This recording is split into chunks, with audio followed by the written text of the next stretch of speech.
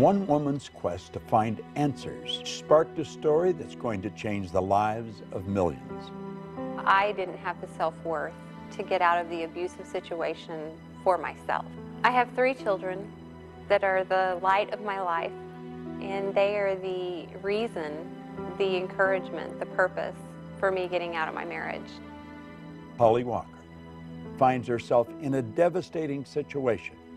He picked me up by my neck, threw me on the hood of my car in front of our youngest daughter, beat my head into the hood of my car, and choked me until I could hardly breathe.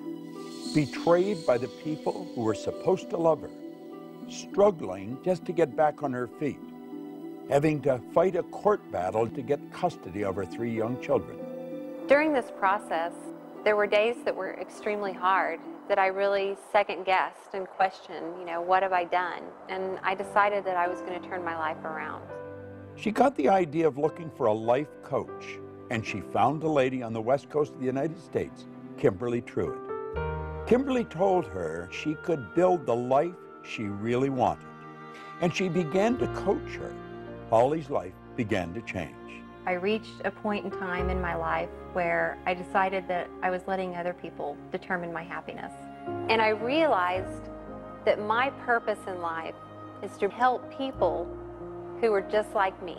Holly and I became good friends, and today she's a leader in the professional and personal development industry.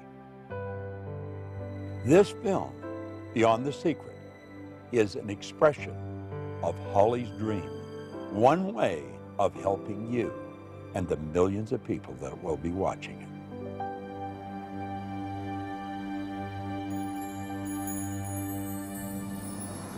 You know, the story that I've just shared with you of Holly Walker is a true story. As a matter of fact, I really played the story down. If you knew the truth about the transformation that took place in this lady, how she went from winning to nowhere and right back up again, you would never wonder whether you could win. And that's the purpose of this film. We want to recommend that you go beyond the surface, really take a look at who you are and what you are. Do you know that there's around 11 million kilowatt hours per pound potential energy locked up in the electrons in the atoms of your body? Phenomenal power. We've got enough potential energy in us to light up a small town for nearly a week. What do you really want? Listen carefully as each person comes on the screen. Listen to what they have to say, because they're going to put a spotlight on something that Holly wants you to hear. But don't just listen to it. Understand it. Listen to it frequently, and then apply it. Life is a magnificent journey. It truly is, but only if we make it that way, and we have the potential to do that. Hi, I'm Holly Walker, and welcome to Beyond the Secret. What's the value of one really good idea applied to one specific area of your life?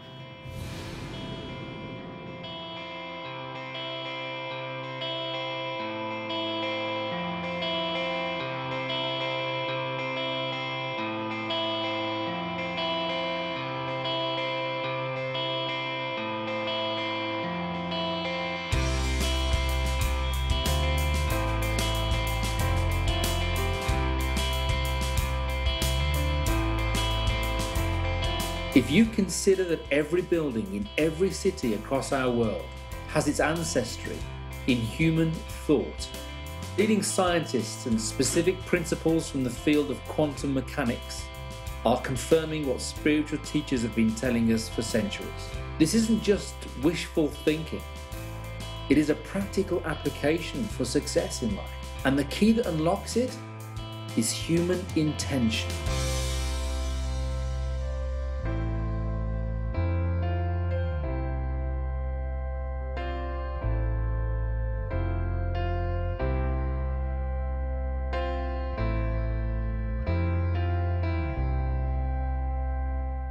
The law of attraction is no longer a secret. It's been discussed, ripped apart, examined, and put into practice by those with the awareness of how to use it to their benefit. You may be like I was, confused, disappointed, or maybe you just have a lot of questions that you need answered. My website has received thousands of emails. I think I'm doing everything I'm supposed to, but it's not happening fast enough. Why am I not making more money? Why isn't the law of attraction? I want to start living my dream lifestyle, not just dreaming about it. How do I do that? I made it my mission to find the answers. I set out to meet with the teachers who inspired me, the ones who really spoke to me and helped guide me through some very difficult times in my life. And literally, through the law of attraction, over the course of a year and a half, I was able to sit down with some of the world's leading visionaries and most inspirational teachers and ask questions. The wisdom that they share in this film is invaluable, and you can use it starting today to change your life. I have heard time and time again, and you've probably heard this yourself, that the law of attraction doesn't work. That's like saying the law of gravity doesn't work. The law of attraction is always working, just as the law of gravity is. Gravity keeps you sitting on a chair and you're not bouncing off a ceiling. But if you use it wrong and walk off a building, you're toast. Well, it's the same with the law of attraction. The law of attraction, though, is a secondary law. The law of vibration is the primary law, and the vibration you're in dictates what you're going to attract. When you're in the vibration of having ideas, everything that's in harmony with having that experience will start to be attracted to you. Like energy attracts like energy. If you're not in a good vibration, you're going to attract stuff you don't want. But the law of attraction's always working. It's a matter of understanding it and bringing our mind and body, our whole being, into the right vibration so that we attract what we want. So if you think you're using the law of attraction, but you're not creating the results you want, it's sort of like taking a lamp to an electric plug. So if I'm carrying a lamp and I'm heading over to an electric plug, and I plug that lamp in, and I don't get any light, I don't get down on my knees and beg the law of electricity to please, dear law of electricity. I've thought about the law of electricity, I've done everything I know, how to be in harmony with the law of electricity, but I'm not getting any electricity, so please help me get electricity. We would never do that. We would think something's out of whack here. Either the wiring in the walls is incorrect, the cord is got a short in it, or the light bulb needs to get changed. And we would know that we need to do something to bring ourselves in harmony with the law of electricity. And it's not different with the law of attraction. So what we're thinking about manifests many times in our daily lives, but sometimes people think that a thought is an actual thing, like what I'm thinking about right now, instead of where I'm thinking from. Where I'm thinking from. So thought is more than a thing. A thought is the very essence of our life. Now, just because we don't understand that doesn't mean that you should reject it. You want to go beyond that and start to understand how your mind works, the relationship of the mind to the body, and then you'll start to see why you're getting what you're getting and how to change it if you don't like it. You've probably been taught or learned that thoughts become things. And they do become things. They become our belief system. They become our identity, our self-worth. Thoughts become things when they're aligned with feelings, when they're aligned with action, when they're aligned with strategic relationships, when they're aligned with your gift, with your calling, with whatever it is that you're bringing out in the universe. Thoughts becoming things. Let me turn that around. Everything was at one time a thought. Everything that's not green or water has been shaped by the imagination of the human mind.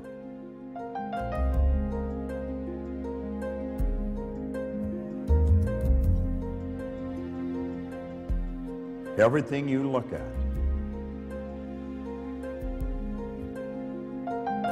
is created twice. Thinking is the highest function that we're capable of. And when we think, we take thoughts and we join those thoughts together and we create ideas. And by holding the idea in our mind and getting emotionally involved, it causes us to move into action.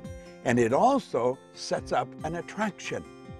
And it's the action, the attraction, that alters the conditions, circumstance, and environment in our life. It's not enough to be talking about your dream, thinking about your dream, praying and hoping for your dream. You really do need to take action. It's been my experience that with one single action step, everything changes. You're no longer thinking about it, talking about it, you're doing something about it. People relate to you differently. You relate to you differently. New resources show up as you have a new perspective. Isn't that it drops in, like, you know, the whole picture just drops in, but you'll get threads of it. You'll see little, like a sprout coming up. If you honor the sprout and nurture it, it will grow, it will send down roots, it'll begin to flower and blossom, and ideas come forth this way. And that's how you build a dream. You get a very clear idea, you nurture that dream. The law of gestation is important as it helps you grow that dream, but you have to take steps every single day. Take action. Create what I call a wow within 1 week. What's the step that you're going to take to demonstrate you're more committed to your dream than to any doubt, fear, or reality that might get in your way? It's in acting on your dream that it truly becomes real.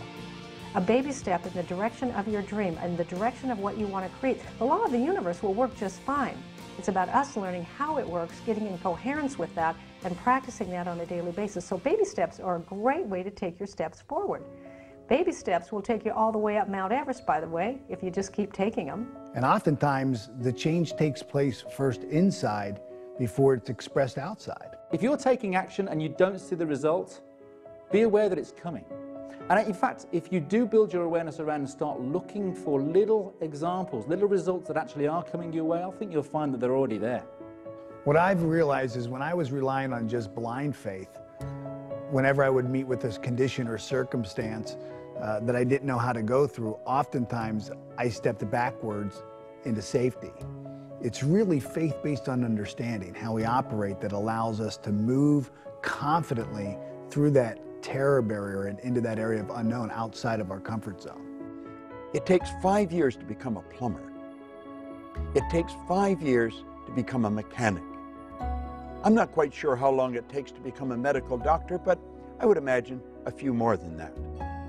Well, we can't watch a 70-minute DVD and like that understand what makes life tick. We've got to make a decision that we're going to study something about ourselves. It takes a different kind of process to grow the bamboo tree. You plant the seed and you water and you cultivate the soil for 5 years. At the end of 5 years, the bamboo tree that does not break through the ground in those 5 years, in 6 weeks it grows over 90 feet tall. Now the question is, did it grow 90 feet tall in 6 weeks or in 5 years? And I say in 5 years, because had at any point in time you stop watering it, at any point in time you stop cultivating the soil, the bamboo tree would die in the ground. A lot of people, because they're impatient and they want things right now, they allow their dreams to die in rejection. They allow their dreams to die in bankruptcy. They allow their dreams to die in negative conversations. They allow their dreams to die in excuses. They allow their dreams to die inside of them because they're not patient. They don't trust. They don't believe. Belief and trust gives you patience. When we're born, we are programmed to move along a certain track. That's called genetic conditioning. It's part of a paradigm, part of a control mechanism in our mind. And then we're programmed environmentally. Thoughts that you hold and the thoughts that you choose start to create your beliefs. They create your paradigms. They create the filters through which you see your world. Those beliefs are really what determine the actions that you're willing or not willing to take. And I don't think it takes any genius to tell you that the actions that you take in life are those things that are most responsible for the results that you're getting. I think the first thing you have to do is you've got to decide exactly what you want and then write it out in a vision form. We can take a pen and a piece of paper and decree our own destiny. Like a story, like it's already happened, like it's present tense. Now, if we don't do that, and unfortunately not that many people do, then it's predetermined. It's predestined by the paradigm that's built into us at birth. But you have the ability to change it. You build the image, you get emotionally involved with that image, you hold that image in your mind of that life that you want to live and you in it.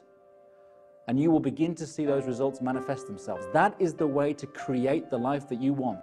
Our gifts come to serve the world, not to make us rich first, you know. And so, but I was trying to get rich off my gifts. And I was so sad. I worked the principles too. I wrote it down. I did all the things that I learned to do early in the game. And I was very depressed a lot of the times because what I wanted to see happen was not manifesting. You know, we live in this GPS society where we think we have to know every single step we've got to make, and it's really not that way. It didn't dawn on me that maybe I was on the wrong track, that maybe there was something better for me. As long as we know what the very first step is for us to take, and we may not even have a clear idea of that. Thoreau said if we'll just advance confidently just in the direction of our dream, we can live the life we've imagined. But one thing that I didn't stop doing was that I didn't stop singing, and I didn't stop writing songs, and I didn't stop with my interest in music. I loved it. What we need to know is why, what our purpose is.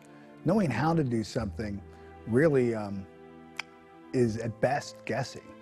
That's something that's left to our Creator, to our relationship and understanding of how God operates with and through us. I got to a spiritual community that really inspired me, and I heard the message. I heard this message that said I was more than my idea of what I thought life was. That there was something greater happening than what my disappointment had said the world was. I was disappointed with the world. I was disappointed with everything. I was pissed off. I was mad. I was cynical, you know, because I had worked the principles, I thought. And I was like, once I really understood what that meant, I became alive again. That numbness inside of me began to thaw. You know, that numbness from disappointment began to really thaw. God never meant for me to be Lionel Richie. Lionel Richie, like Oprah said, Lionel Richie was taken. You know, I was here to be Ricky. Well, what did that mean? You know, what? And then I started writing these songs of inspiration, writing songs about, you know, about love, about God. That's what I came to do. That's what I came to do. I received an email from a woman who got married at an early age, had children, and she's now divorced. She works at a job that she doesn't like to support her family. Her email had so much in common with a lot of others. You feel overwhelmed by responsibility, and it may be true that you do feel stuck. That thinking is the problem. The other stuff isn't really the problem. The thinking that you're stuck is the problem. So I know it's hard to think differently when you really think you're stuck. That's why you want to study this, and that's why you want to get some help thinking differently. Okay, if I didn't believe I was stuck, what options do I have? If I didn't believe that I was going to be stuck for the rest of my life with this, what could I do? The mistakes you've made in the past, you've already paid for. You don't have to pay twice. Start right now. Redefine what it is that you want. Begin to take the steps to the dream job that you do want. And you think into the solution. You begin to think from a believing that maybe there's an opportunity. I don't know the opportunity yet, but just maybe. And onto that parched field of believing, let one little drop of water land and say, if I didn't believe it was totally impossible for me to have a life that was really fulfilling, what could I do? There are people who could say, you know, Les, I made a lot of early mistakes. And because of the mistakes I made, because of those decisions that I made some short-term decisions that had some long-term consequences. And as a result of that, I can't live my dream now. Well, that's all in the past. That's all gone. You've paid for that. Don't allow what's going on right now to define you. Be open to the possibilities. One, of getting some help.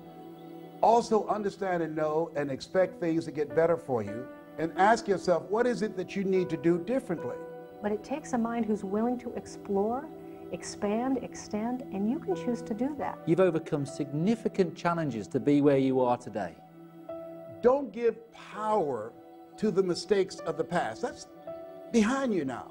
Look at yourself right now.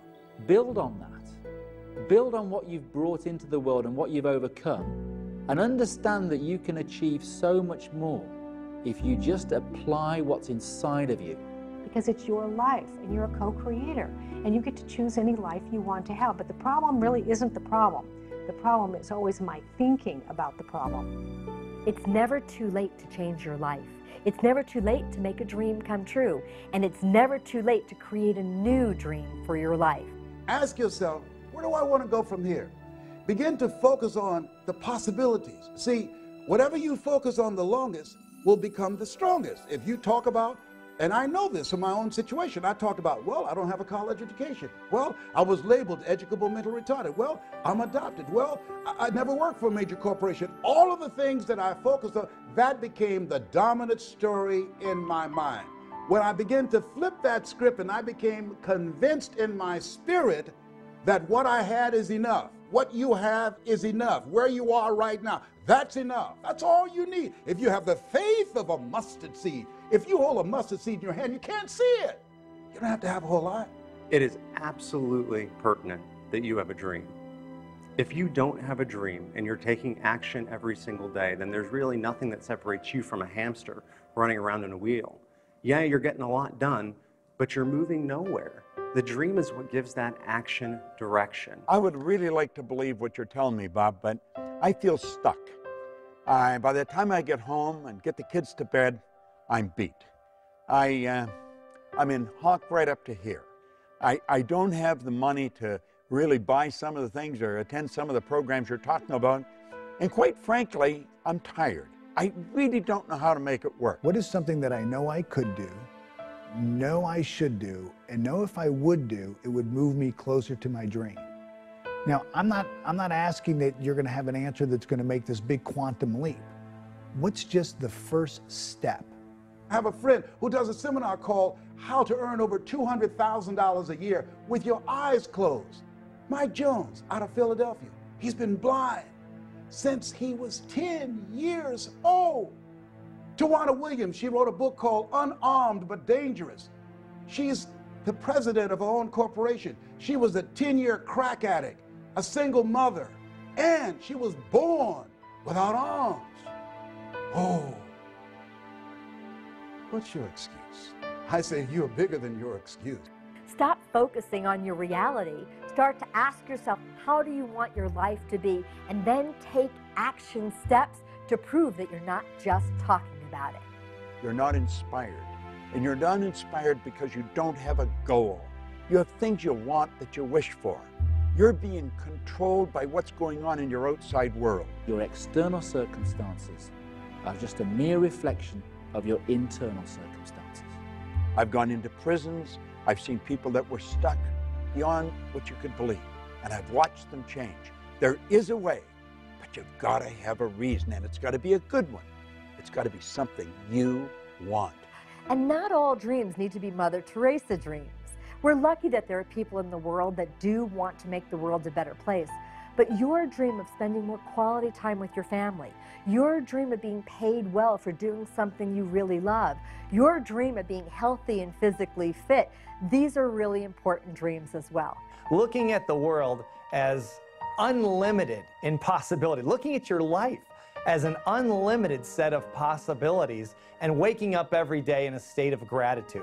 And that's not, I don't mean gratitude is going to do it for you. I don't mean gratitude is going to lead to action, but it puts you in the right frame of mind to really invoke the law of attraction. So it's your emotional involvement that alters the vibration and sets up the attraction. The number one step you need to take is to fall in love with what it is you want to be, do, or have. Just repeating something isn't going to do any good. You've got to mix it with feelings of emotion. You've got to internalize it. You've got to become the actor. You've got to live the part. It's not just a want or a wish or a desire, it's an all-consuming obsession. You do it frequently, it'll become a habit. You must be emotionally involved with whatever you want, or nothing's going to happen. There was a woman I know, a young mom, 2 kids. She was a single mom, had dropped out of high school, didn't have an education. The father of the children had been long gone and there was no child support.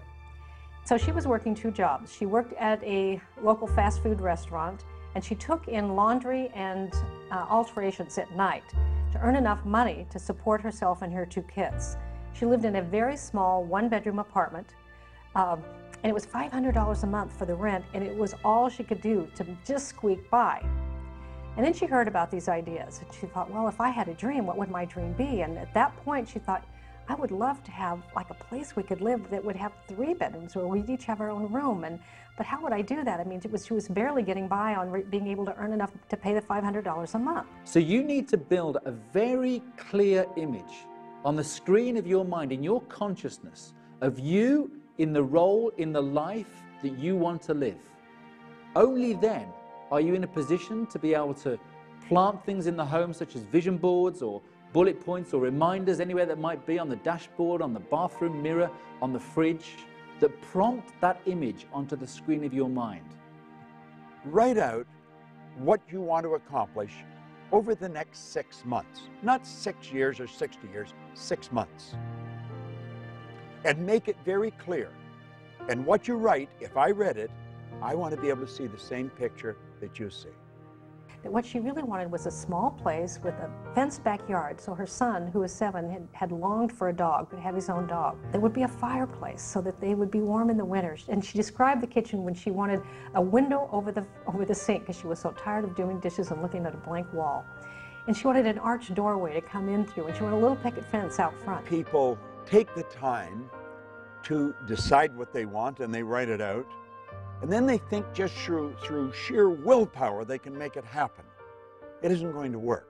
That's like a fly trying to fly through the glass in the window pane. It's going to die on the windowsill. One of my favorite quotes comes from General Schwarzkopf. He says that in times of war I find plans utterly useless, but planning to be priceless. Really, what would you do if you just didn't believe it was impossible? And she said, well, I'd look for it. If that's exactly what you do if you didn't believe it was impossible. Go look for it. And she said, well, I found exactly what I'm looking for, but I don't feel any better. I actually feel worse. I found this little house. It needs a lot of work. It's got hardwood floors need to be refinished, and the cupboards need to be redone. But there's a window over the sink. There's a little fireplace. There's no grass in the backyard, but there are 3 little bedrooms, and the picket fence needs. And she said, but now I just feel worse. And they said, but if you didn't believe it was impossible. And she said, I don't know how this works. This can't be work. You know, I just feel worse. And they said, do this. If you didn't believe it was impossible, what idea could you get? What if time and money were not issues? What if you had the support of the people around you? She says, well, you know, they want $900 for this. That's like twice almost of what I've been paying. I can't do this. They said, but if you didn't believe it was impossible? And they said, just stay in the question. If I didn't believe it was impossible, what would I do? And here's the action part of applying the law of attraction, is that you take a step anyway. In the absence of knowing everything, you take a step anyway. It's a baby step. And you have to stay in the inquiring mind. If I didn't believe it was impossible, what could I do? What could I do? The imagination is going to cause the universal mind to start bringing you what you need and when you need it. And she got an idea. And the idea was to write the landlord a letter and tell the landlord about herself, about her children, and what she would do for that house if he would rent it to her for a year for $500 a month. How she would refinish the hardwood floors, how she would redo the cabinets in the kitchen, how she would plant the grass, how she would put in some flowers, how she would paint the picket fence. And if he would supply the materials, she would provide the sweat. She wrote a beautiful letter, and then she signed the letter and she put it in the mailbox. When we're really expecting the good to come into our life that we're hoping for, we don't ask, where is it? And you must expect it. Desire without expectation is flawed. You have got to expect the good that is coming into your life. Expectation is born of belief. You have got to believe it, because if you don't believe it, then you're wishing a fantasy. Finally, 2 weeks later, she got a phone call. It was the landlord, and he says, I don't know why I'm doing this. I've had your letter on my desk for 2 weeks. I've got 2 full-price offers. But something in your letter just won't leave me alone. So I want you to sign a contract, what you'll do each quarter of the year. And if you really will do what you say you'll do, I'll let you have the house for $500 a month. Now here she had manifested what she had really hoped for, and there was no material way from her current status that she could create it. But the interesting part is not that she got the house, which she did, and not that she fixed up the house, which she did, but who she became in the process. Because she began to discover herself as someone who could create, as someone who could have a picture and not know exactly how to do it, but apply the laws of the universe and stay in the mind that says, if I didn't believe it was impossible, what would I do? And an idea would come, and if you take that step, things unfold. I really related to this next video email because I've experienced a lot of the same things. My husband thinks this stuff is all a bunch of fairy dust. It's hard to try when he constantly puts down everything I do. Does this stuff really work? See, everybody does not want to see you make it. There's some people that are jealous. There's some people that are envious. Why? I don't know. Some people, because if you are driven and you're working on your goals and dreams, they feel that will make them look bad. As you start to study this information, your life is going to change. You know, along the way of trying to apply these principles, you'll hit the top edge of your paradigm. You'll hit other people telling you all the reasons it can't happen, what can't be done.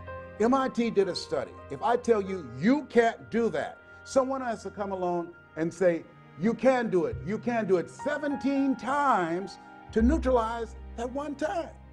And it's very important to be absolutely fueled by your vision. For some people, the word dream is even just too out there. Let him know a dream is simply something that you want, or better yet, learn to speak the language that he understands. When a plane's taking off, it's got to go against the wind, it doesn't go with it. And you're going to run into a lot of resistance. If you're not getting a lot of resistance, you're probably not going anywhere. You're going in the wrong direction. Don't resist the resistance, though. There's a law of non-resistance. Just let it go, because whatever you resist persists. When someone is not latching on to another person's dream, I really believe it comes from fear. In other words, their consciousness is rooted in fear, and this is basically, in a nutshell, a frightened person. And they get uncomfortable with it. Now, I'm not just talking about maybe your boss or your colleagues at work that are telling you not to go and do this thing that you desire doing. I'm also talking about those that you love dearly. I'm also talking about your partner, your spouse, your husband, your wife, your mother, your father. And you know, the people that are closest to you are going to put up the most resistance. They don't really want you to get ahead, because if you do, then you become a mirror to them. All of a sudden, they've got to look at you. They know they're as smart as you. They're as educated as you. They've known you your whole life, maybe. And all of a sudden, you become a mirror. And when they look in that mirror, they see themselves, except they're not where you are.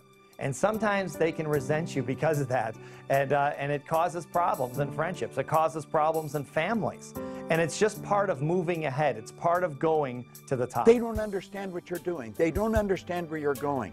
And you're going to find as you study, you keep raising your level of awareness. The people you're hanging around with may not. You know, often people ask the question, will you lose people along the way? Is this a lonely journey? Think about your life. You've grown, you've progressed, and probably your first grade friend is not your best friend now. And as you move through life, certain things happen and certain friendships change. You'll just keep growing, and they're not growing. And you're going to have new friends, and you're going to be in a new area, and you're going to be with more exciting people. Don't sell your dream out to somebody else's opinion. Look at your relationships and ask the question, what is this relationship doing to me? It's a new term in psychiatry called relational illness. There's some people that can make you sick. I have a friend, I'm serious. I have a friend who, when she was married for 9 years, every year she had to have some kind of surgery. And once, and now it's been over 8 years, she got a divorce. She never had to have another surgery. If your why is big enough, the how will show up.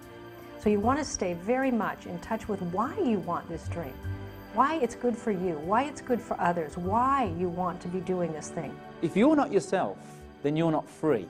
You shouldn't be the person that your wife wants you to be, your husband wants you to be. You've got to be you. And by being you, you will be the wife that you want to be, the husband that you want to be, the employee that you want to be, or the boss that you want to be. Because if someone else raises their eyebrow and says, really, you think you're going to do that in this economy? You think you're going to do that with your education? You think you're going to do that? It can be difficult to stay fueled up in your passion. They don't understand what you're doing. They are in the comfort zone. And they think you're crazy stepping out and betting on yourself, giving up that good job, moving to that other city. Give it time. Let him see you taking action. Let him see your success. By changing ourselves, showing up more fully, living with integrity, people start to take us more seriously. Well, Les, can I change him? No. It's a full-time job changing yourself. I wouldn't try to change your husband. What I would do is I would do what you can totally 100% control, and that's your actions. 9 out of 10 people will die rather than change. That's how difficult change is. So you can't change people. Change yourself. You know, often it's the people that are the closest to us that might have the hardest time believing for us. He doesn't think you can do it, not because you don't have the talent, but just because it's not within the parameters of his belief system. So some of the closest people to you will not be able to see your potential. They will not be able to see your spirit. They will not be able to see what you're really made of. They see their snapshot picture of you and actually have an investment in you staying as you are because they're used to you this way. There are two types of relationships. There are nourishing relationships. Those are relationships that hold you accountable. These are relationships that challenge you. These are relationships that you can grow from mentally, emotionally, and spiritually. They stretch you. And there are toxic relationships. These are relationships that drain you. These are relationships that are very critical of you. So you want to surround yourself with people who can believe even when you can't believe. We can't always find one person who's our dream person, meaning they can deliver everything we need all the time. So it's great to have friends that you can turn to who are advocates, or dream team members who, no matter what you say, they're going to look in your eyes and say, I believe in you. I know you can do it. Because for any one of us, it's difficult to see the picture when you're in the frame. So you want someone else who can see the whole picture and help remind you yourself. Yeah, sometimes when you're going for your vision, your dream, people will say, oh, you're just materialistic, man. Why don't you just be satisfied? All you care about is money and things and that type of thing. You're going to hear that. There's no question about it. At some point, you're going to hear that. Get rid of the small talk. Get into some big talk. Stretch your mind. Go where you've never been. What we're talking about is not about materialism. It's about thinking. You can apply it and get as wealthy as you want to be. There's no question about that, and a lot of people have. You can also apply it to your relationships. You can apply it to your health and fitness. You can use it any way you wish, but it's really about thinking. As you get freer and you get more liberated and you get more expansive, it's a lot more fun. And people who are the naysayers and people who said it couldn't be done, take a look at your life and then they get interested themselves. And if they don't, you just bless that and honor their right to have a life that they choose. Life is short and it can be great. Make it that way. Don't let the resistance knock you off track. There's some people that are so happy and so at home being negative, they can walk into a dark room and begin to develop. You know who they are. And if you're sitting with the enemy right now, just blink your eyes. I see you.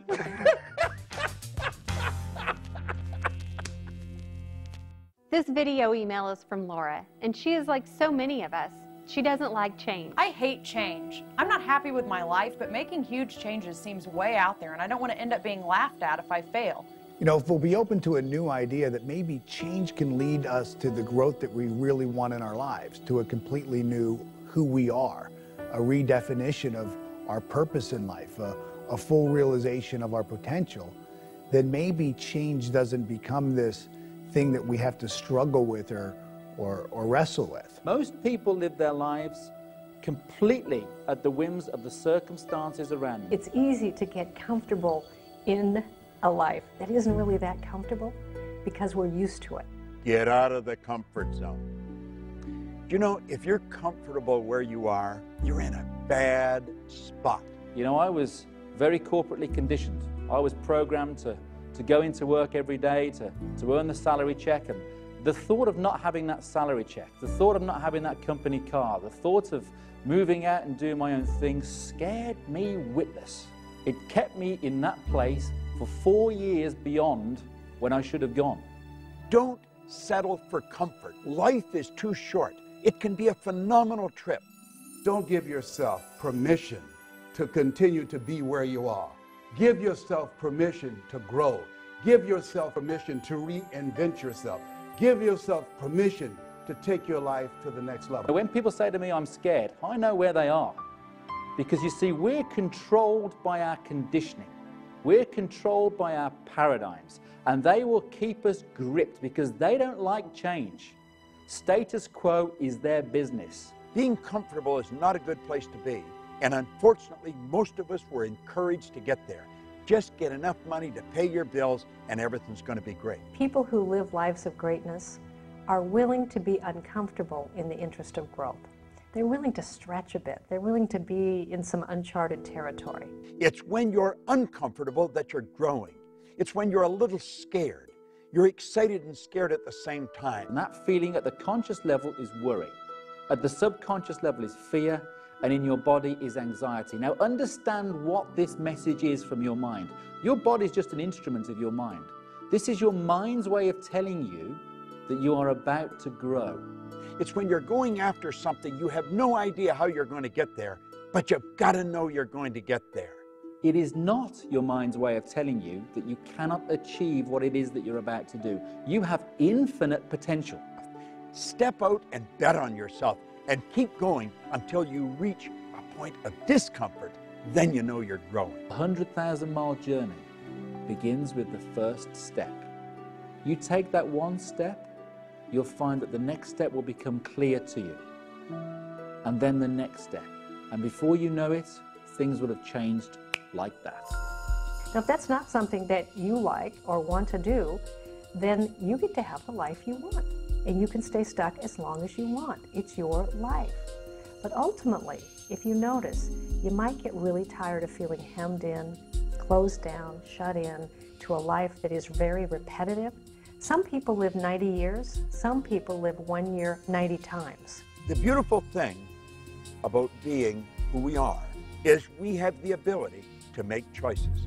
J. Martin Coe, in a little book called Your Greatest Power, said that is your greatest power. It's the power to choose. Every day I wake up, I make up my mind, today's going to be a great day. And you know something? It is. If you learned to walk, you had some disappointment. You saw a toy across the room. You wanted to go get it. You stood up and you fell down, and you stood up and you fell down, and you stood up and you fell down, and you never once, when you fell down, went, that's it, I'm just not meant to be a walker. No baby does that. But as adults, we get older and we start thinking we're smarter than that. So we fall down in love and go, that's it, I guess I'm not meant to have love. I don't want to be disappointed and hurt again. We fall down in money. We say, oh, I guess it's not for me to have abundance. It's not about that. It's about a willingness to have some stretch goals. And you are going to fall down and you are going to have some disappointment. But it's okay if along the way, what you're recognizing is you're part of something that is much bigger than a little bit of disappointment or having your dream come true exactly when you thought it should. You're living a life. If you look at the most successful people that have ever lived, the ones alive today or the ones in the past, failure was a part of their journey.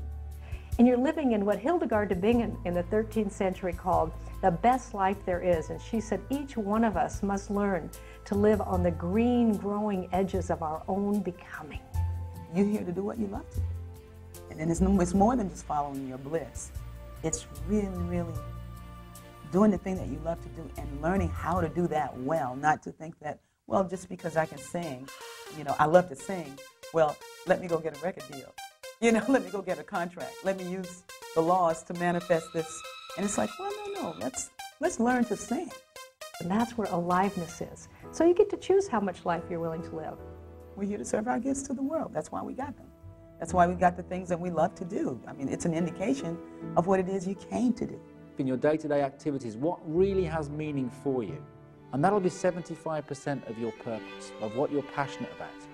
The other 25% can be calibrated by those around you that know you well. Ask them what it is that you're good at. Ask them what it is that they love about you, what you do at your best. Correlating both of those will be your purpose. I've always loved music. And so my vocation revolves around music. It always has. I mean, I've always loved doing that. And I've met so many people who just really didn't know. They don't know what they came to do. I'm thinking like, well, you just came to express your creativity. Now, what is it that you feel good about being creative? I mean, how do you like to express yourself? What is the way you like to do that? And somewhere along your line of interest lies the thing that you came to do. And then the people who would be served by what it is that you love to do. You watch most people, it looks like life was a practice run. They sort of tiptoeing through life, hoping they make it safely to death. But imagine, if you will, being on your deathbed and standing around your bed, the ghost of the dreams, the ideas, the abilities, the gifts given to you by life, and that you, for whatever reason, you never pursued those dreams. You never used those gifts. You never acted on those ideas. You never used those abilities. And there they are standing around your bed looking at you with large angry eyes saying, we came to you. And only you could have given us life. And now we must die with you forever.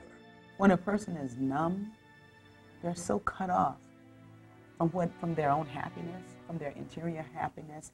It's very difficult to know who you are when you're in that place. And that's when you need a spiritual healing. That's when you need something to shift inside. That's when you need to be still so that you can discover what it is that wants to speak to you, that wants to speak through you. The wealthiest place on the planet is a cemetery. There you find potential never manifested. There you'll find books never written. There you'll find music never played. There you'll find ideas and businesses never given birth. It's your life, and you get to choose. But I'll tell you this, there is way more joy and way more fun and way more aliveness if you're willing even to explore a little bit. And you don't have to take giant steps of change. You can take baby steps of change. Just be willing to explore a little bit. And what will happen is your change muscles will start getting stronger. And you'll start to have a little more appreciation for the value of little changes because they produce great results over time. You're stronger than you can ever begin to imagine. You and everyone watching this can do it. You've got something special. You've got greatness in you. How about living your dream lifestyle instead of just dreaming about it? Let's throw this to America's dream coach, Marcia Weeder. The difference between a dream and a fantasy, like winning the lottery, is that in a dream you can design a strategy for getting there. A fantasy is wishing for something. So if you're not emotionally involved with an image or an outcome that you want, a result that you want in your life, then you're idly wishing. You've got a fantasy. A dream is something that you have that you are very emotionally involved with. Now this is absolutely essential. In winning the lottery, short of buying a lot of tickets and doing a lot of hoping, there's nothing that you can do to make it happen. Get pictures of where you want to go, put it on a vision board, and inundate your consciousness with these images, because the brain works in images. And so you want to think about this all the time. Get those images in front of you all the time, and then start taking steps toward the manifestation of your vision. This is one of those great opportunities to get creative. This is one of those great opportunities to say, this is a dream that I have. I have absolutely no idea how I'm going to do it. All the conditions and circumstances around me right now stink. I don't know how to do it. In my experience interviewing world-class performers in all kinds of different fields, what I found is they decide exactly what they want. They put a vision together, and then they share that vision of where they want to go with as many people as possible who can help them. It's funny that the shortcut step is to share your dreams, but the truth of it is, most of us don't want to. Let's face it, if I tell you my dream, you might laugh at me, or you might think my idea is crazy. Worst case, you might steal my idea. But the number one reason why I don't want to tell you my dream is because if I tell it to you, you might expect me to do something about it. If you desire an outcome, it has a massive impact on the likelihood of it happening. Where are you going to get the time? And where are you going to get the money? Get a support team to help you. A support team is really just a group of people that when you get down, when you get tired, when you get frustrated, they say, you can do it. I believe in you. Keep moving forward. You're on the right track. The number one way to experience greater ease and shortcuts on any dream is to share your dream with other people. You find people who have done what you want to do, and then you enlist them on your mentor team. You call them up, you find them, you use your contacts to get to them, you do whatever it takes to get to them, and then you ask for their help. And the crazy thing that I've found over the years is, as I've done this for many times, is no one's asking. No one's asking these people, and more often than not, at least in my experience, they're willing to help. I think we ought to have a close group of associates that we can brainstorm with, we can mastermind with, and of like mind. And we know that they would do anything for us, and we'll do anything for them. The only reason that you're listening right now, feel me in your heart, because there's something in you that's demanding that you come up higher. And you've got to answer the call. But what if I fail? But what if everyone's right? But what if it really is a bad idea? But what if I don't have what it takes? I think you're going to lose belief. I think every great performer along the road to manifesting their vision loses belief. You may hear that they don't, but I've worked with a lot of them, and I think all of us have. We've all lost our belief at some time, and then there's a support system right there to pick you up. I remember when I was building my speaking business, and I just wasn't going anywhere with it, and I would talk to my parents, I would talk to my wife, Dawn, and they would say, without any question, when I was down, they would be there to say, you can do it. I know you're so close. You're going to break through. You're going to break through. And it would give me just enough courage, just enough mental toughness, if you will, to hang in there one more day and one more week until it finally broke. We all need help. We all need support along the way. Get up and get going. I've lost everything 2 or 3 times. Never slowed me down. 8 out of 10 millionaires have been financially bankrupt. So what? You can come back again. Willie Jolly, motivational speaker and author, said a setback is a setup for a comeback. You have comeback power. I found, and I think you're going to find the same thing, is that dreams are contagious. The secret here is to separate out what is your dream and what are your doubts and fears about it. The bottom line is, which one are you more committed to? Your dream or your doubt? Your dream or your fear or your reality? Prove that you're more committed to your dream by taking action. To become that person that you know in your heart of hearts that you have it within you. In the current economy, businesses are facing tough times. I've talked to business owners and individuals with small companies, and basically they all have the same question. My business is hurting. We're making cuts, laying people off. I feel like I've done about everything I can do. I know that, you know, sometimes in a tough economy you make decisions that end up being more courageous than others, and maybe I should be more aggressive. I really am just looking for some direction. The nation's foreclosure crisis is centered in 4 states, but taxpayers across the country will feel the pain of bailing in America continues to spiral downward. The Dow Jones dropped another 300 points. Foreclosures reached an all-time high. Stock market plunged today. The Dow is tumbling once again. Just this week, information was released that 2.3 million American homeowners faced the loss of their homes last year. We are being inundated today with economic information, the likes of which probably most people alive have never heard before. You have been given the God-given ability to create your own economy. And that's what you want to start to do. Quit listening to all these terrible news broadcasts. Does that mean that the economy is not in bad shape? It doesn't mean that at all. But if you study history, it's when things are at their worst that they're actually at their best. That is one of the laws of the universe. It's called the law of polarity. You've got to train yourself to look for the good in it. Go back and study during the Great Depression of the 30s. Do you know there were people earning millions of dollars, businesses being built? Not everybody went out of business. Some people went into business. This is a phenomenal time. There's great problems. There's great solutions in every one. Study it. Bring your mind to bear on the good side of what you see. I think what you can do right now is be open-minded to a new idea. Understanding that the way that you've always done business may not be the way that you're always going to continue to do business. One of the great books, The True Believer, written by Eric Hoffer, he said that in times of change, it's the learners who inherit the earth.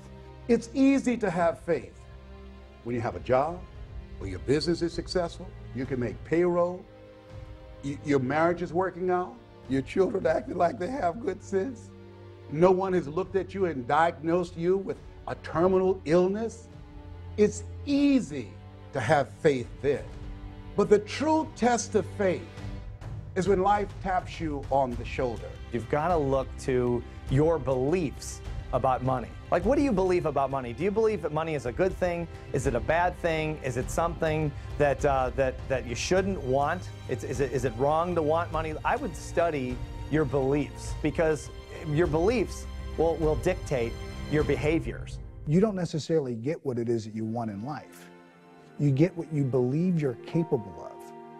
You get what you believe you're worth. And if your behaviors aren't in line with making more money, you won't make more money. You can wish for it all day long. It's not going to happen. But if you can alter your beliefs and expand your beliefs around money, you can automatically, just by default, change your behaviors around money, which will ultimately lead to making more money. A person doesn't earn $50,000 a year because they want $50,000 a year. They earn $50,000 a year because they're not aware of how to earn $50,000 a month. Stop and think of the things that you're aware of today that you weren't just a couple of years ago. Awareness is the most phenomenal thing. If you were aware of how to utilize the potential that you've got, your whole life would change just like turning on a light. Awareness, you develop it through reading, you develop it through listening, you develop it through studying people who have done what you want to do. Study people that have developed wealth and watch the way they live. I don't mean the cars they drive or the houses they own. That's all fine, but that's all icing on the cake. Everything you own at the time of your death is going to belong to somebody else. But what you are is yours forever. No one is any better than you, and no one's any worse. We are truly equal. And what we want to do is really understand that. Do you know that everything, ourself and everything that we see, is energy, and it's in a source of vibration, pure unadulterated spirit. There's an infinite amount of money. I don't mean there's an infinite amount of paper and gold. I don't mean that. I mean, making money is really unlimited because money really flows directly from ideas. When you begin to start thinking, get grounded within yourself and be still and start thinking and not allow yourself to make decisions from your fears. Zig Ziglar calls fear false evidence appearing real. You want to be thoughtful and start thinking and strategizing and developing a plan of action of where you're going to go now, where you're going to move your life, what's next for you. Because there is something available for you. It's now time for you to start a new chapter in your life. There's total abundance out there. Most people don't know that, but that doesn't mean you can't believe it.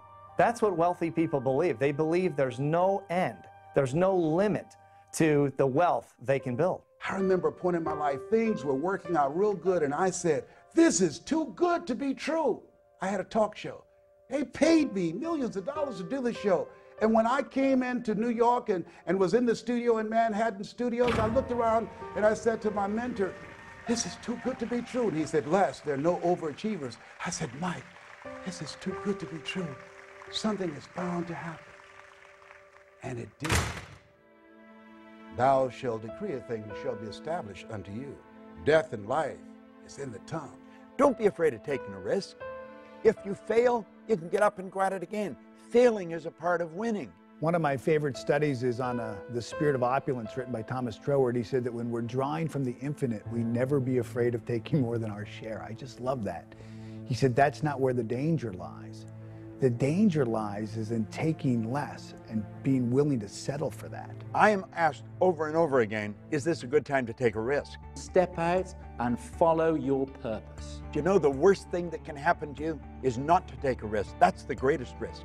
See, I live with the idea that if you're not on the edge, you're taking up too much room. We've got to step out of the life we're in if we ever want to get to the one we're going for. You know, a lot of people talking about waiting for their ship to come in. And Abraham Lincoln talked about the fact that the people who win in life are willing to swim out to the ship.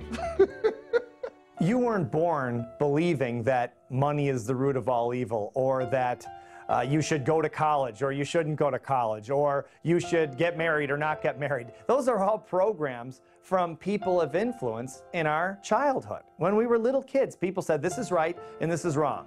And we believed it because we didn't have any frame of reference as children to argue with them. Well, now we do. Now we know what we're going to need to get where we want to go. The quality of thinking that has defined who you are and the life conditions and circumstances you have now is not the same quality of thinking that's going to produce what it is that you want and move you beyond your comfort zone. Now you believe it. Now what? Now what you're going to do is you're going to start taking action to move forward with building your wealth, because you're not going to be holding yourself back. You're not going to be sabotaging yourself with this belief that there's only so much, and who are you to want more? Who are you to dream bigger? Because you know there's enough to go around for anyone that can believe and then follow up their belief with action. If you have an idea of a business that you want to start, and immediately you sit down with pen and paper and want to figure out how you're going to afford it, you might right out of the gate compromise the dream down, making it smaller, because you know that you can afford this much money. But as you start to pump up the muscle of being more creative, more visionary, dreaming bigger dreams, you'll also see that it's more powerful to really go for what you want and then figure out how to make it happen. First, understand what your dream looks like. And then when you know what your dream is, then decide if you have enough money or not, because how possibly could you know how much money you need until you start taking action towards it? In our conscious mind, we have this thought that we want to be, do, or have more. We want this big income, we want better relationships. But that thought then has to be in harmony with the belief of who we are. And oftentimes it's not. And here I think is where I know for me in my life, many times, and I think a lot of people get stuck because this is where we surrender. I think there's two major kind of beliefs. There's true belief, where you've actually experienced something and you know it's true. You believe it because you actually lived it. That's true belief, 100% belief. And then there's the belief of a lot of superachievers, which is what we call manufactured belief. In other words, as emotional creatures, they've literally talked themselves into believing something they've never done before, that they don't even know is possible, but they talk themselves into it. We call that manufactured beliefs. And a lot of people, before they ever accomplish their visions, have 100% belief in their ability to do so because they've talked themselves into it. What else in you that you haven't used that now the universe is demanding that you bring it out here? Really get very clear on the vision of what it is that you want to do. Internalize that vision, become emotionally involved with it, and then when you become intuitively aware of an action step, an idea, one of those out-of-the-blue moments that you can do that would move you closer, that's when you act, regardless of the condition or circumstance. Those are the 3 steps. Build the image, internalize the image, and then take action. When you are actively engaged in making things happen, you don't have to be depressed. I don't think most people will do what we're talking about. That doesn't mean you shouldn't do it. You should do it. And that's one of the reasons to do it, is because most people won't. It gives you an unbelievable opportunity to move ahead. A negative person can look at opportunities and all they will see will be the obstacles. But a positive person, the person who has an optimistic view of life, they can look at the obstacles and all they will see will be the opportunities. And everyone could do it, but chances are they won't because of all that lack and limitation programming. Years, and if someone is 30 years old, chances are they have 30 years of lack and limitation programming. That's a lot to overcome. So most people probably won't do it, but you can do it. All you have to do is take the steps now. Take the steps starting today. Forget the past. It's over. Most people don't realize the 40-40 plan is gone. This is the era of the 3 C's: accelerated change, overwhelming complexity, and tremendous competition. The 40-hour-a-week doing the same thing for 40 years, that day is gone. That was a domestic economy. This is a global economy. You will have, if you're just getting into the job market, at least 5 careers before you're 65.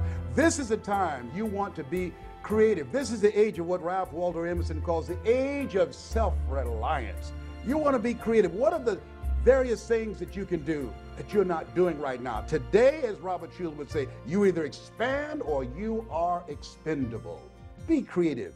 Start thinking, what is it I can use my talents and abilities for? I think if you'll start to focus on how you can rather than why you can't, you're going to find that not only is your business going to grow, but the people in your business are going to grow. Your success or failure in life is directly related to the quality and the quantity of the service that you provide. And as you're looking at yourself, whatever area you decide to get into, just make up your mind. You're going to be creative and relentless and disciplined and innovative, and that you're going to provide more service than you get paid for. You and hundreds of thousands of other people find themselves in a very similar position. One thing we do know is that change is inevitable. The way that we've always done things isn't always going to work in the future. What are your assets? What are your gifts? What are your talents? What are the things that you can do right now where you are with what you have? Chances are the conditions and circumstances for you right now are not conducive to you making this big change in your life. You have to find the yes people in your life.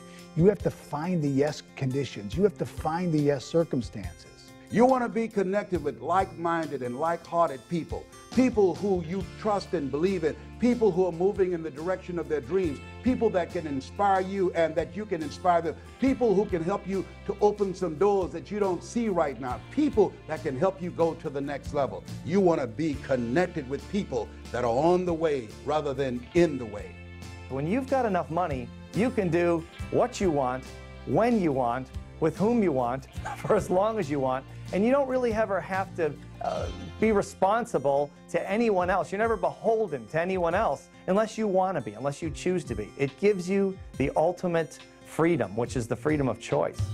If you're going through hell, don't stop. Keep moving. In Napoleon Hill's book, Think and Grow Rich, he brought out a very, very important point. He said that an educated person is not necessarily a person with an abundance of general or specialized knowledge. He said an educated person is a person who has so developed the faculties of their mind that they can acquire anything they want or its equivalent without violating the rights of others. Our education system is nothing more than a system that memorizes data. I don't know many people in the world that find Pythagoras particularly useful in their day-to-day activities. So we come out of an education system without ever asking ourselves quality questions, the kind of questions that people need to live a fulfilled life. You have a conscious mind and you have a subconscious mind. Your conscious mind can originate ideas, it can accept ideas, and it can reject ideas. Most of us have been programmed and conditioned our entire lives to gather information in this part of our mind using our physical senses. And it's through gathering this information that we then begin to form ideas. Now, your subconscious mind, unlike the conscious mind, has no ability to reject. Whatever you give to it, it'll accept it. It does not know big from small. It doesn't know good from bad. Everything just is. It accepts whatever you give to it as real. This vibration begins to move our bodies into a certain form of action. We begin to produce actions. We begin to feel a certain way, act a certain way, behave a certain way. We have intuition, we have perception, the will, the imagination, reason, and memory. And these are all perfect. They have to be exercised like the body. You exercise the mind, it too will become strong. Intuition gives you the ability to pick up vibration. Unfortunately, most people will use it wrongly. In their conscious mind, they will choose what it is that they want. They will become emotionally involved. They'll impress this idea upon their subconscious mind. And while they're just driving down the road, an idea just pops right into their mind, out of the blue. And this idea will be in harmony with what it is that they've asked for. It'll be in harmony with the goal that they've set. And the first thing they do is they say, "Are you sure? You know, is this the right idea or is this the wrong idea? Should I do this or should I do that? Is this good or bad?" What you don't like, reject it. And what you do like, accept it. You've been given the ability to think. It's the highest function that you're capable of. When we get this intuitive idea, when this sixth sense, when this hunch comes in, you don't want to ask, is this right or wrong, or good or bad, should I or shouldn't I? Because that's a limiting question, and the answer is yes to both of those. There's reasons probably why you should, and there's reasons why you probably shouldn't. The better question to ask is this: if I acted on this idea, would it then move me in the direction of the model of perfection that I'm claiming I want in my life? And if it will, you've got to move. So stop giving yourself those excuses that say, well, you know, I'm not good enough for this, I'm not good enough for that, because that, again, is your conditioning. That's rubbish. You can achieve whatever it is that you want to achieve in the same way that Bill Gates has done it, in the same way that Richard Branson has done it, or in the same way that anybody that you get inspired by has done it. Understand that you have exactly the same faculties, the ability to choose and shape your environment accordingly. Tune into that power, and you will create an extraordinary life. Well, I believe that we're all radiant lights of God. You are a radiant light of God. I'm a radiant light of God. And if you don't want to use the word God, we are radiant lights. We're energy. We're pure energy. So we're always radiating something. We're radiating something, and I would choose to be one who radiated love. And I feel like when I'm radiating that, the universe corresponds to its own nature. So I'm radiating this beautiful essence that is love, and I find love. You define your purpose by first taking a look at your life, the things that you're doing for work and the things that you're doing for fun, and say, what do I really get excited about? What really gives me that psychic income, that feeling that I'm doing better? That kind of feeling is telling you, it's feedback from the spiritual core of you, who you are inside. That's telling you your purpose. And you will find that there is magic in this. As the image and the feeling tone get in coherence, it's like laser, and things really begin to shift fast. I know today's going to be a great day. There are no problems, there's only lessons. Everything that happens is to teach us something, to move us ahead to the next phase of our eternal journey. This isn't a fantasy world we're talking about. This is the real world. This is something you can do. People with less talent, less intelligence, less education have done this. Find out what you love and then dedicate your life to it. If you at all believe in the law of attraction, you know that you've attracted this film into your life at this very moment in your life. You're not here by accident. I'm not sitting here talking to you by accident. I encourage you now to live your life, to live into your full potential, to recognize the greatness within you, and to begin to express it. The world is waiting for you. You have something special. You've got greatness within you. Answer the call. It's time.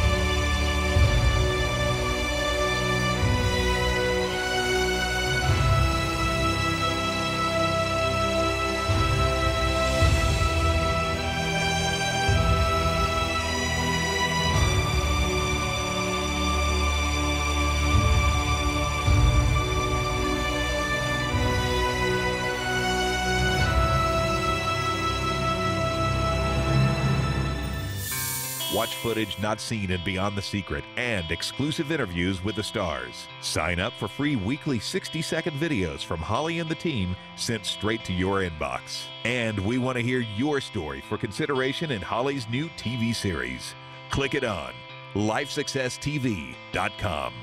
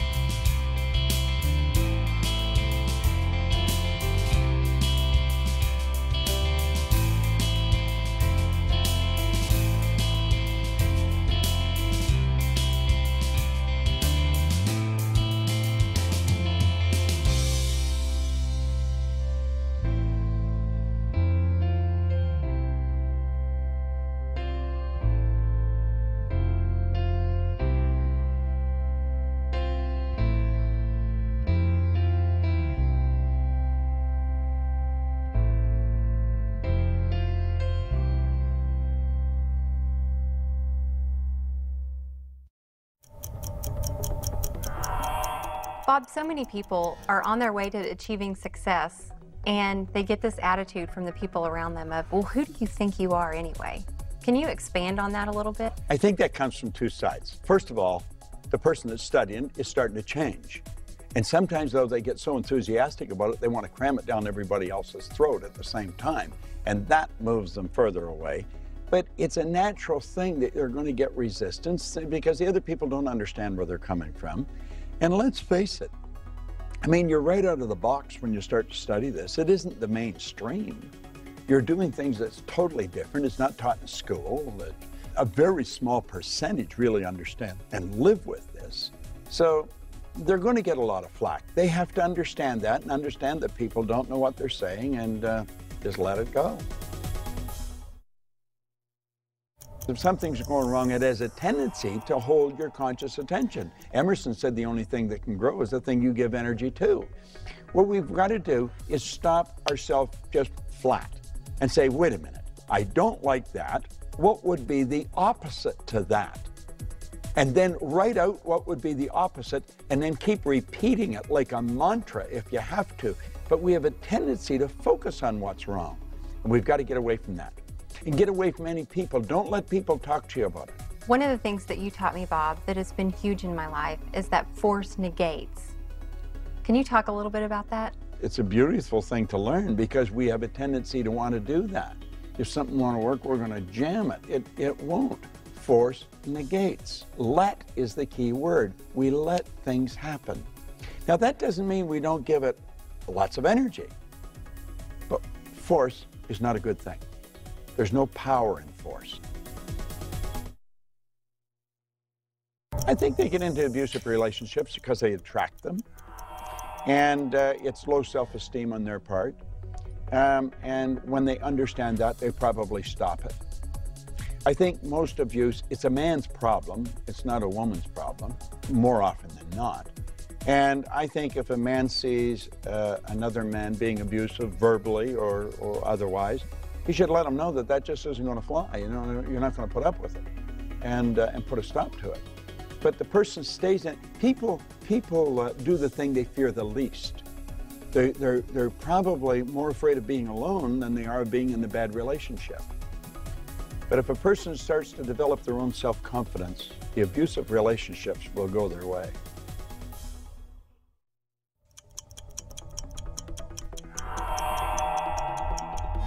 How does someone make more money, Bob? If people want to earn a lot of money, they've got to understand they have to have multiple sources of income. You cannot have one source of income and become extremely wealthy. Or if you do, I don't know what it is. But with multiple sources of income, anyone can become wealthy. So it's worth studying, and it's something we should understand. Now, when we talk about multiple sources of income, we're not talking about multiple jobs. That's what I thought it meant first, and I had 5 jobs passed out in the street. No. A source of income is where you provide service and you receive a reward. Working happens to be the worst way to earn money. We shouldn't work for money. We should be working for satisfaction, something that's meaningful. You provide service to earn money. And of course, if you want to really learn how to do it, study it and it'll happen. Find somebody that's doing it. I'm doing it. I help people study it. You can do what the most successful people do in terms of financial success, and they look at the profit centers. They look at what makes the most money in the shortest amount of time. I mean, I'll give you an example. One of the best pieces of advice I ever got was from a gentleman that owns a $300 million real estate empire, and he said to me, I said, how do you run such a big company? Because I've just never had that many employees, but I've never had that kind of success either. How do you do that? And he said, it's real simple, Steve. I come into the office every day, and I ask myself one question. What makes me money the fastest? And then I do that. And then the second question is, what makes me money the second fastest? And then I do that thing. And then third and fourth and fifth and so on. And he says, and that's how I built the $300 million company from scratch. He said, most of my competitors are focused on all these peripheral things that really don't add to the bottom line. He says, I don't do that. I focus on the profit. That weight loss model, we're in problem-solving mode. There's something we want to get rid of, and as soon as, I might diet and exercise, and then as soon as the scale shows that I've lost a couple of pounds, I'm back on the brownies. So it's not an incredibly powerful way of living life. I do find that it's, I see people have better results when they're honest about where they are, we'll call that their reality, but more committed to the dream of where they want to go. Let's take the big dream, break it down into projects that you can easily accomplish in 1 month or less. It's a short enough period of time where you can stay passionate and excited, but a long enough time where you can see a result. If we don't see results, we're going to give up. One of my missions in life is to change the way that we think about and talk about our dreams. So instead of it being, gee, maybe someday, it's like, this is what I want and this is what I'm going to do to prove to myself and the world around me that I'm serious about it. I almost don't care what it is that you're doing, as long as you're doing something every day to make the dream happen.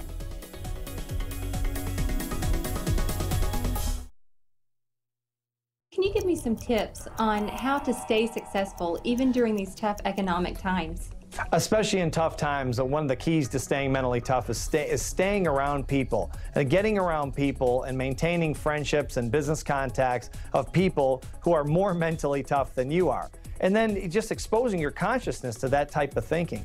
Most people aren't that mentally tough, so if you've got contacts, if you have associates, if you have friends, business partners who are mentally tough, and you get around that on a day-to-day basis, you'll see that there's very little attention paid to details that don't add to the bottom line. And so you try not to get distracted with things on the outside. A lot of people are distracted by things that people say, the economy, the stock market, all the different things going on around them. But the mentally tough stay focused. They keep their concentration right on exactly what it's going to take to get to the next level. And they don't let outside circumstances really impact their thinking.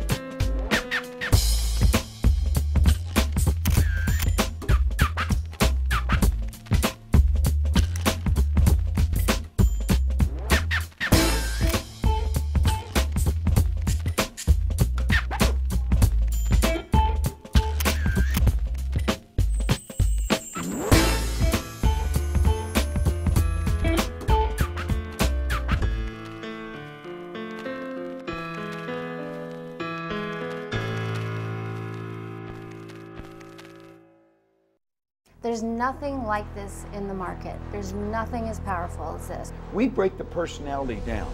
We show them how the mind functions. We show them the relationship of the mind to the results.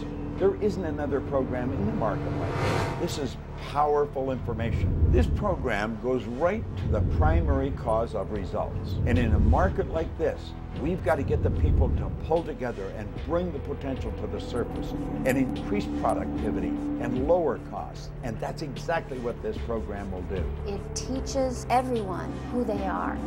And once they understand who they are as an individual, within a group, within a company, then they know how to bring more of themselves to the table and get the results they want. Changes their perception, changes their paradigm, changes the bottom line.